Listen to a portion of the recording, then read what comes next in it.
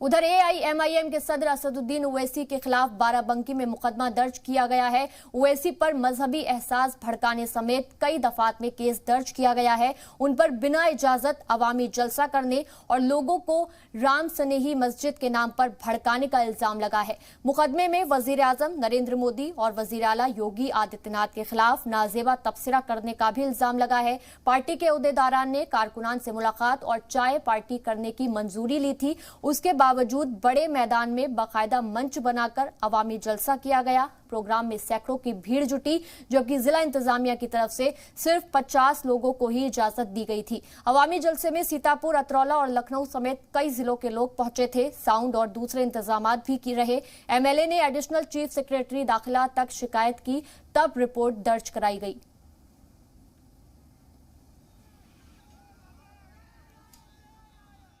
दिनांक 9/21 को थाना कोतवाली क्षेत्र अंतर्गत मोहल्ला कटरा चांदना में एआईएमआईएम के राष्ट्रीय अध्यक्ष असदुद्दीन ओवैसी का कार्यक्रम चल रहा था, जिसमें कोविड-19 और जो परमिशन दी गई थी उसके शर्तों का खुला उल्लंघन किया गया। इसी क्रम में सांप्रदायिक सौहार्द बिगाड़ने हेतु भड़काऊ भाषण भी दिए गए, जिसमें कहा गया कि राम सनेही घाट में 100 साल पुरानी मस्जिद को प्रशासन द्वारा तोड़वा दिया गया तथा उसका मलबा भी वहां से पूर्ण रूप से हटा दिया गया।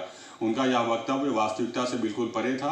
यह वक्तव्य देकर उन्होंने एक समुदाय विशेष को भड़काने का एवं सांप्रदायिक सौहार्द बिगाड़ने का कार्य किया है। इसी क्रम में माननीय प्रधानमंत्री भारत सरकार एवं माननीय मुख्यमंत्री उत्तर प्रदेश सरकार के विरुद्ध भी अभद्र भाषा का प्रयोग किया गया।